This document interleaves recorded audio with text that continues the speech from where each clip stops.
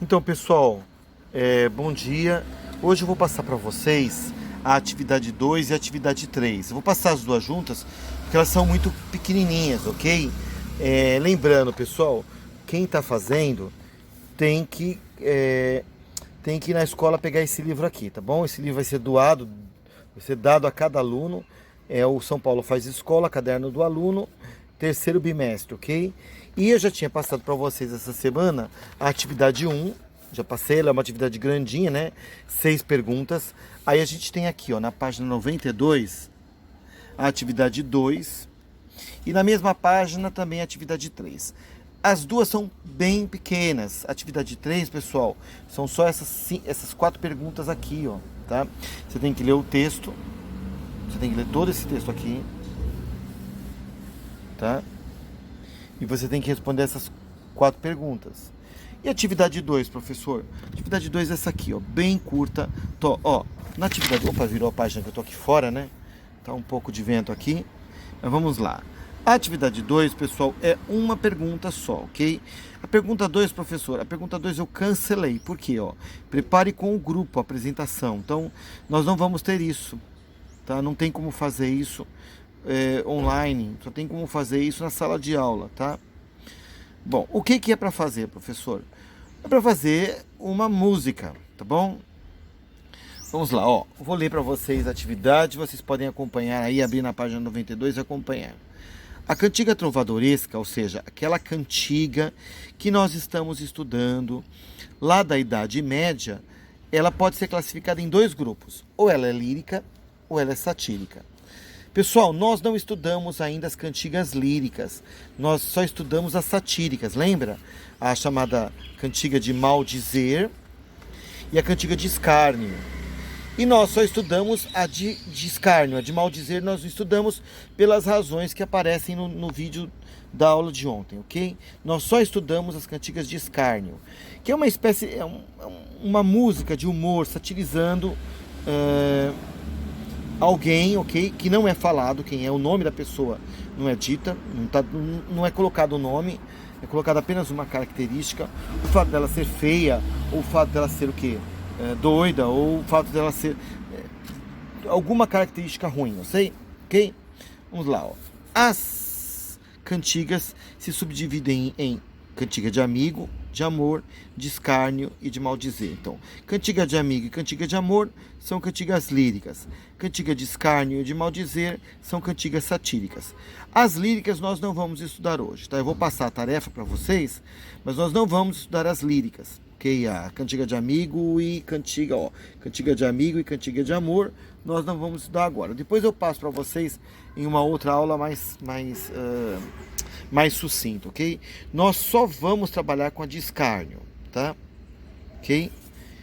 Bom, respeitando as características do gênero, tema, ritmo, rima, métrica e entre outras, pesquise, escolha e produza um tipo de cantiga satírica. Bom, você só vai poder produzir aqui uma cantiga de escárnio, tá? Por que não de maldizer? Porque de maldizer tem palavrões, ok? Eu expliquei isso na aula passada. Tem o nome da pessoa. Geralmente quem escreve uma cantiga de maldizer escolhe uma pessoa específica para zoar essa pessoa, entendeu? É como como que fala? Nas batalhas de rimas. Então uma pessoa específica está sendo ridicularizada nas batalhas de rimas, ok? Você não vai fazer isso, tá? Você não vai fazer. Você vai criar uma cantiga de escárnio, tá? E eu queria que você tentasse fazer o seguinte, veja o tema, tá? Que tipo de pessoa você está satirizando, coloque rimas, tá bom? Eu até posso cancelar o ritmo e a métrica, tá bom? Geralmente as cantigas têm ritmo, mas a métrica já seria um conceito bem complicado de eu explicar para vocês, tá bom? Então vocês vão tentar criar uma cantiga que seja de escárnio e que tenha rimas, ok? Pessoal, quantas estrofes, professor? Tente fazer pelo menos 2 estrofes, ó, dá uma olhadinha aqui, ó. Nessa cantiga aqui, de escárnio, ela tem 3 estrofes, tá? 3 estrofes. Tente fazer pelo menos 2 estrofes, ok? Você vai usar o português comum, tá? Você não vai usar o português, a língua falada há 800 anos atrás, na Idade Média, que era o galego português. Você não vai falar isso, não vai escrever assim, porque você não fala assim, você fala português moderno, tá bom? E essa é a atividade 2, tá bom? Faça no seu caderno, é uma pequena redação em forma de poema, em que você vai, uma cantiga de escárnio, e você vai preservar, tentar colocar rimas, ok? Só rimas, tá bom? Outra coisa, bom, atividade 3. Na atividade 3, pessoal, você tem aqui um texto que é quase que um texto legislativo, tá? Declaração dos Direitos da Mulher, tá? Mas antes aqui, só um minutinho, deixa eu me colocar aqui algumas coisinhas aqui. Primeiro, na atividade 3 você tem uma pergunta, né? Pergunta 1, e você tem a pergunta 2, que é dividida em 4 perguntas, tá? Então, na pergunta 1, ó, retome a cantiga de Guilade, aquela cantiga aqui, ó, Ai Dona Feia, tá? Tá lá atrás, né? Deixa eu só abrir aqui bonitinho, aqui, ó. Retome essa cantiga, esse poema, que foi escrito na Idade Média, há muito tempo atrás, na época dos castelos, que não se falava português, se falava galego-português. Era um português um pouco diferente, ligeiramente diferente do nosso, do português moderno, tá? Retome. Você considera que hoje ela seria caracterizada como bullying? Um tipo de humor desse tipo, um humor que fala de pessoas feias, por exemplo, hoje seria caracterizado como bullying? Sim ou não? E por que o sim ou não? Tá bom? Responde em seu caderno, tá? E aí você vai para a pergunta 2. Na pergunta 2, pessoal, facinho, né? Você tem que ler esse texto aqui, ó. Esse texto aqui, ó. Casa Civil da Mulher, subchefia para assuntos femininos. Declaração dos Direitos da Mulher. Preâmbulo. E aqui eu tenho vários, na verdade eu tenho um artigo só, né?